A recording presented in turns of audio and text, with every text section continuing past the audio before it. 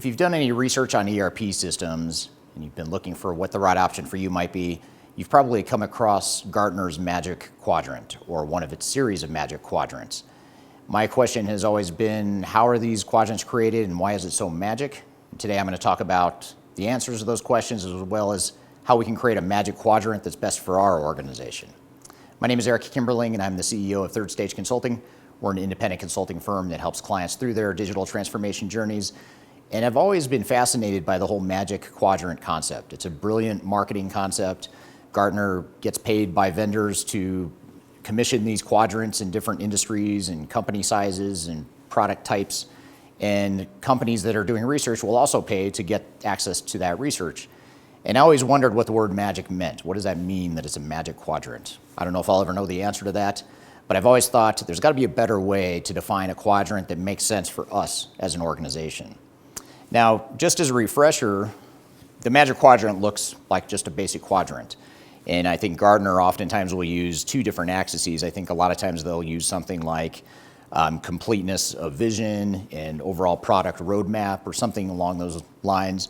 Generally very vague, ambiguous terminology that's very hard to measure, but somehow they'll use those two as the axis and they'll show a bunch of different products and how they rate against these two criteria and ultimately show what the leaders are up in the top right quadrant.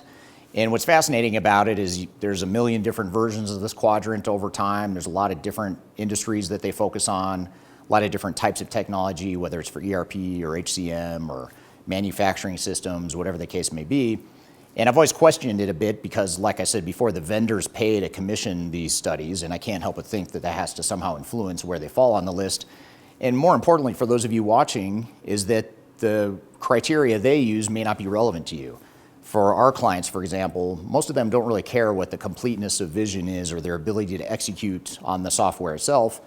Assuming you're looking at one of the leading top 10 or 20 different ERP systems out there, they're all probably pretty good at execution and they're all pretty good at having a vision. So the key is, what are those things that really differentiate the product for us? And that's what I want to talk about here today. So one of the things we'll do with clients, just to help them visualize how to compare different systems, is we'll ask them to define what their most important criteria are. So for example, we were working with a client earlier this week where their big important criteria that they wanted was flexibility. They were looking for products that could help them change and pivot and adapt to new markets and expand into new geographies and deal with the unknowns of today's environment. That was very important to this particular client. The other was the ability to handle future needs. So they were looking at not just who they are today, but what their needs of the future might be. So in this case, these are the two criteria that were most important to them. They wanted to know, what are those products that we're evaluating on our short list, who has the most flexibility, and who can best meet our future needs, unanticipated future needs. So in other words, who has the robust breadth of capability outside of what our immediate needs are. So in this example, if we're evaluating different systems in the market, we're going to find some that are down here that are very rigid or they don't have a complete set of capabilities. We'll find some that could meet the future needs, like you might find, say, SAP, you might find that they're up here. They can meet your future needs because it's a very broad, big system, but maybe it's not as flexible as you'd like.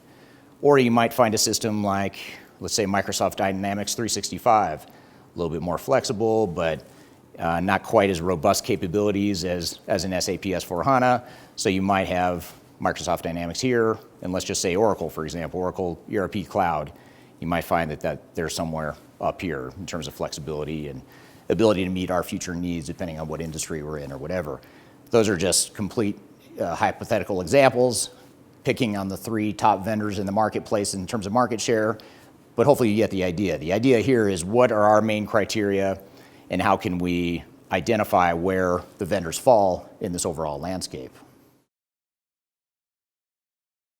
Another client we were recently working with had two different criteria. They wanted the current functionality of their current business needs was extremely important to them. They're a private equity owned firm, and they were more concerned about what can they accomplish and how can they scale in the next 3 to 5 years, not so much, what do we think we might be in 10 years out or whatever.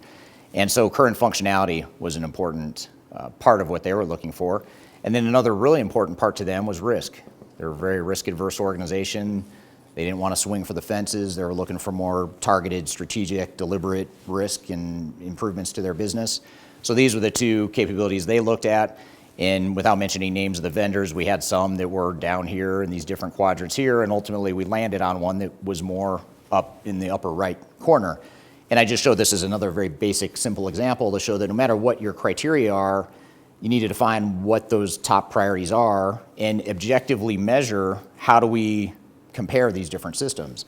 Now, some things like functionality, it's a little bit easier to tangibly measure. So through demos and responses from RFPs, and we have our own database, for example, that we use that tracks software capabilities quantitatively by function. There's different tools and mechanisms you can use to get measurable results here to find out where a vendor might fall according to your functionality in this example. But then there's also intangible things that are a little bit more ambiguous or harder to quantify, things like risk. Or in the previous example I gave, flexibility. How do we measure that? How do we compare?